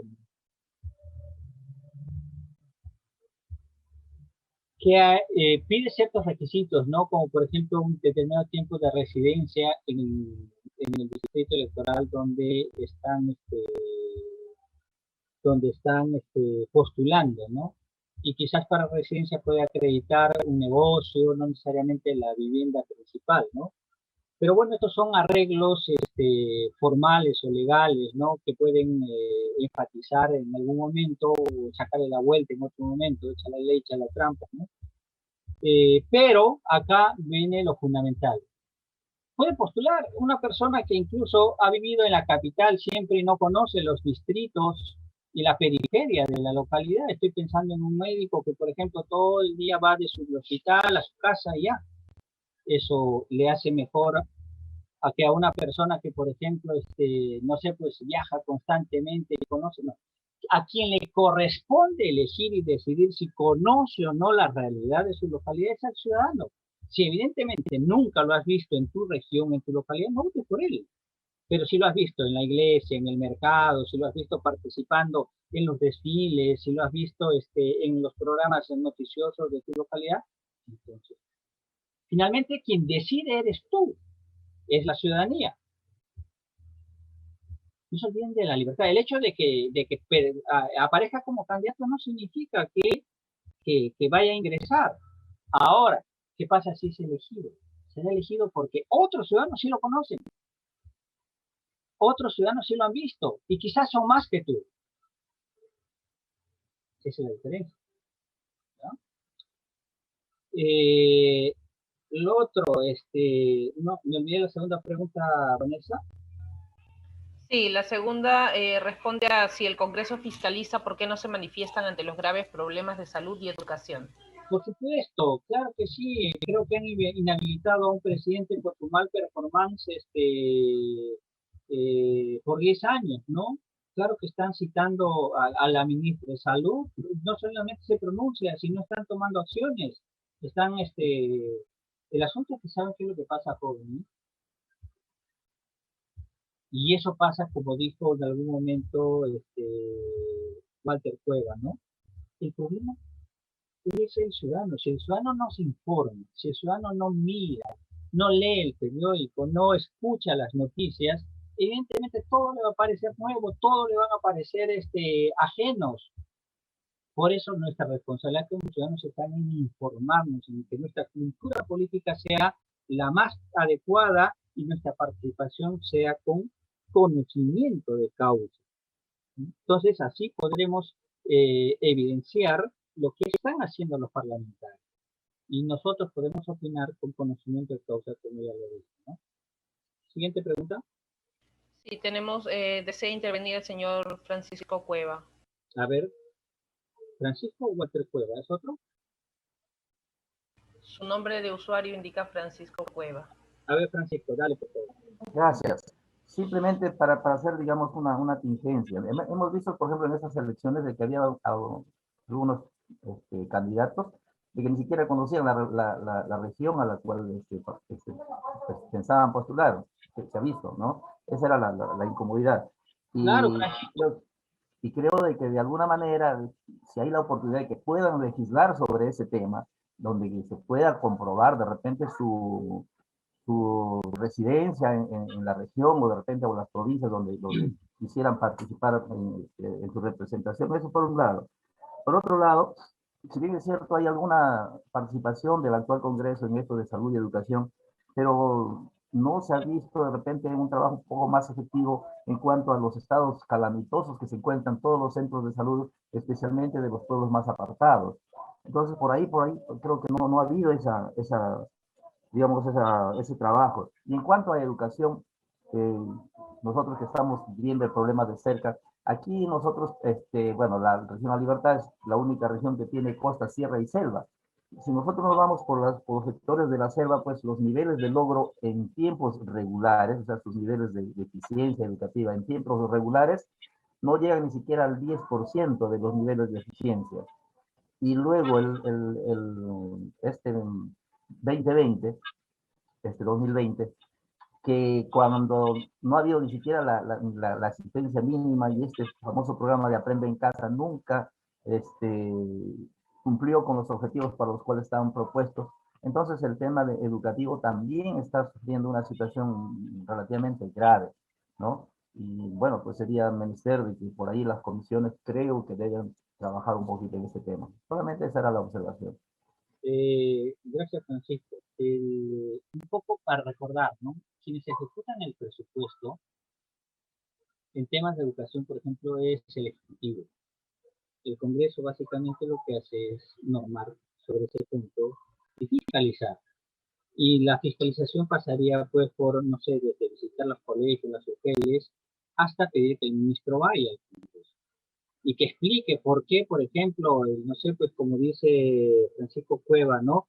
Oye, lo calamitoso, lo deficiente, o que no se ejecute el presupuesto, etcétera. Y hasta incluso puede proponer su censura. Y el presidente lo que tiene que hacer es cambiar y poner otro ministro. Esa básicamente es su función, pero quien tiene que construir el colegio, quien tiene que modificar la currícula, quien tiene que adecuar de acuerdo a la pandemia, es una responsabilidad del Ejecutivo y de los ministerios. Entonces hay que ahí tener cuidado para diferenciar el rol, ¿no? De lo que le compete al Congreso y de lo que le compete al Ejecutivo, ¿no? Bien, si no hay más preguntas, terminamos con este otro punto, que estamos en tiempo. Sí, doctor, continuamos. Bien, entonces les había dicho que el Congreso básicamente es el ámbito para el debate, la discusión, ¿no?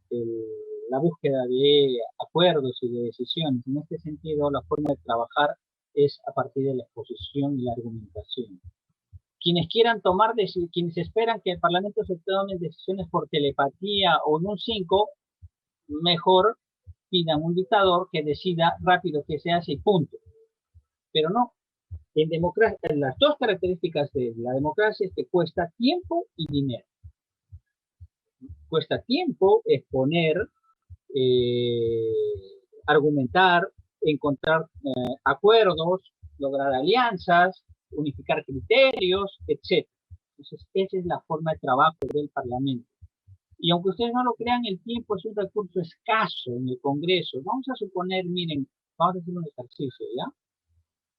Un proyecto de ley, vamos a decir que todos los parlamentarios hablen, aunque sea un minuto, porque todos quieren conocerlo. Solamente no han podido contar hasta 20, solamente han llegado a 15. Quieren conocerlos a todos, que todos hablen. Un minuto, ¿cuántos estarían tomando para hablar sobre un proyecto de ley y un minuto?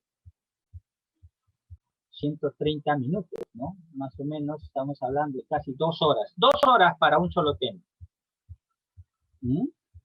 Y les he dicho que el Parlamento básicamente es debate, discusión, acuerdos. Entonces, por eso es que se ven precisados a reducir los tiempos de debate y de distribuir. Y cada grupo parlamentario se encarga de distribuir entre los que más pueden resolver los temas o entre los que más interesados están.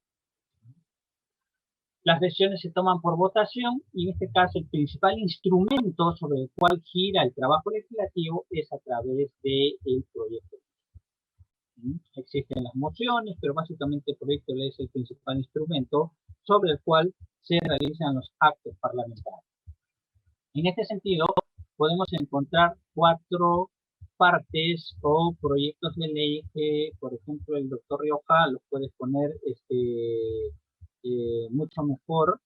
Pero bueno, lo que yo puedo decir básicamente, aquí tenemos el título que se refiere a la denominación de la proposición, la parte introductiva que identifica al autor o a los autores del proyecto de ley, la parte sustentatoria, que es el fundamento de la iniciativa legislativa y que debe contener. En este sentido, aquí se menciona pues la exposición de motivos, el análisis de costo-beneficio, el efecto de vigencia de la norma de la legislación nacional, la incidencia ambiental cuando corresponda y la relación con la agenda legislativa y las políticas del acuerdo nacional. Y luego tenemos la parte resolutiva, que es el cuerpo normativo, la fórmula legal de la iniciativa legislativa. Aquí básicamente se construyen los proyectos de ley siguiendo las pautas de la técnica legislativa, ¿no? En cuanto a la agrupación de libros, secciones, títulos, capítulos y subcapítulos. Este, por ejemplo, es un proyecto de ley, un esquema sencillo, simple de las principales partes, ¿no? Pero vamos a ver acá, vamos a ver en detalle, ¿no? ¿A qué se refiere la exposición de motivos? Quizás este es el aspecto fundamental de un proyecto de ley. El tema del articulado es un tema técnico, es un tema y cuando digo técnico me refiero al especialista. En este caso se corresponde al asesor. En la exposición de motivos, por ejemplo, está el motivo por el cual el sujeto legitimado para presentar la iniciativa legislativa traduce o expone, reitero, una necesidad, un interés, una expectativa, un deseo. Por ejemplo, una necesidad, la protección de la quinoa, por ejemplo.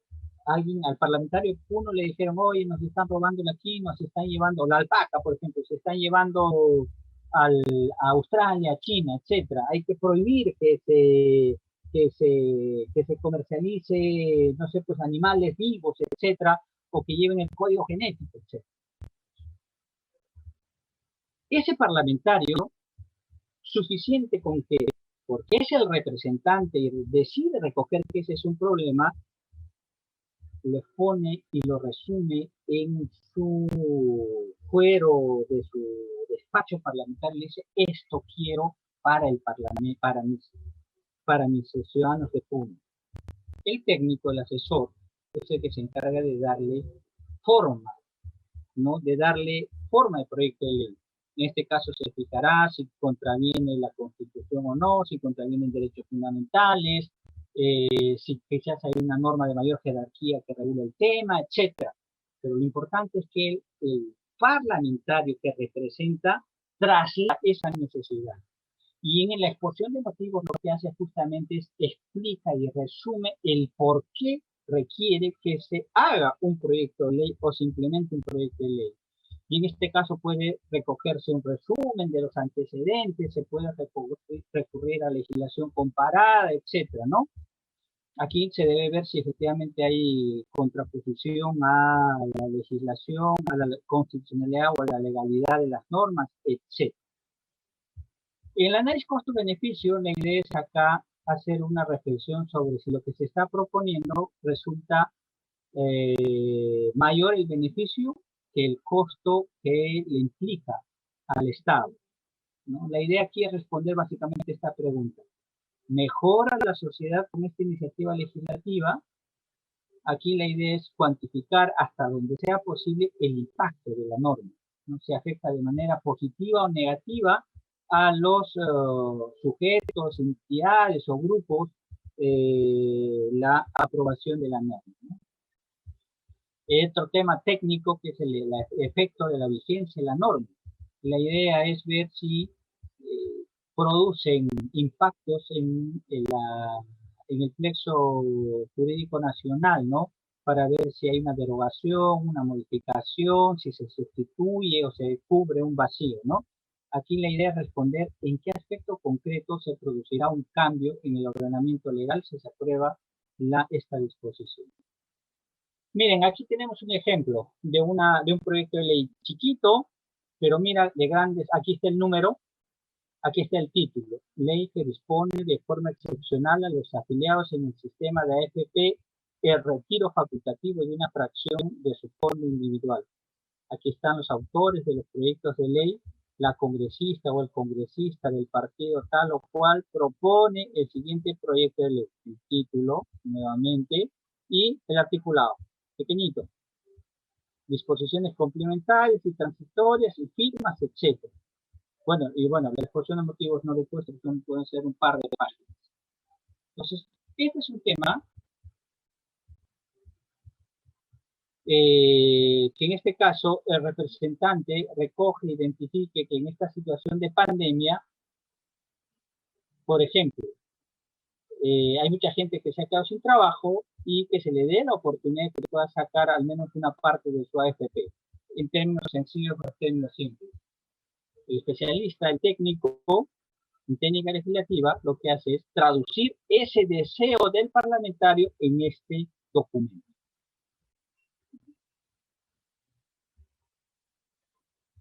Y finalmente vamos a ver el proceso. Aquí, presentación de la iniciativa legislativa. ¿Quiénes tienen derecho a presentar proyectos de ley? Desde los ciudadanos, adjuntando un número de firmas, el Congreso, evidentemente, el Poder Ejecutivo y algunos órganos o instituciones del Estado, ¿ya? Que están señaladas en la Constitución. Se publica en el portal del Congreso, ustedes pueden ver todos los proyectos de ley que se presentan día a día. La oficialidad mayor, de acuerdo a la naturaleza del proyecto de ley, deriva a una comisión por especialidad. En las comisiones lo que hacen es estudiar y elaborar el proyecto de dictamen. Lo que hacen es recoger puntos de vista de los congresistas, sugerencias, adiciones, uniones entre proyectos de ley, etc. Si se aprueba el proyecto de ley, se convierte en un dictamen aprobado y se publica en el portal del Congreso. Ustedes también tienen acceso a ver todos estos dictámenes que están aprobados por las comisiones. Va al Pleno. Si el Pleno lo aprueba, lo puede devolver evidentemente a la comisión o lo puede rechazar. Pero si lo aprueba, lo pasa al Ejecutivo para su promulgación u observación. ¿Qué pasa si el presidente dice no quiero, no me gusta? No, simplemente no es porque, si lo observan, no es porque esté mal, puede estar simplemente en desacuerdo, ¿no? Entonces lo que hace es devolverlo al Congreso. Entonces el Congreso ante esta circunstancia tiene tres caminos. O se allana, o insiste, o pone un texto nuevo. Allana, se allana cuando dice, ok, te hago caso en tus observaciones. Entonces para eso necesita simplemente una mayoría simple. Pero puede decir el Congreso, no, dice, se encierra en sus tesis y dice, no, yo quiero que se apruebe así. Entonces, para eso el Congreso tiene que insistir y para eso necesita una mayoría legal, ¿no? Es decir, más de 61 votos. 67 votos. Estoy confundido. Y el otro es texto nuevo, ¿no? Puede hacer caso a las observaciones, en parte sí, en parte no, incluso adicionarle una coma, un punto, pero eso ya se trata como un nuevo proyecto. Entonces, ese es básicamente los grandes contenidos que he intentado resumir, espero con algo de éxito, sobre estos tres grandes temas, amigos. La democracia, que es el régimen que sustenta a nuestro Congreso, y uno de los principales instrumentos de trabajo que son los proyectos de ley. Espero esto les sirva para su trabajo en el Parlamento Universitario. En todo caso, gracias por haberme escuchado. No sé si hay preguntas finales. Si no, en todo caso, reitero mi disposición y mi agradecimiento por que me hayan escuchado pues algunas horas para tratar estos temas polémicos y altamente incomprendidos, ¿no? Que espero haber aclarado en algo de ello. Muchas gracias. Muchísimas gracias, doctor Jimmy Reinaga Alvarado, jefe del área de Educación Ciudadana del Congreso de la República.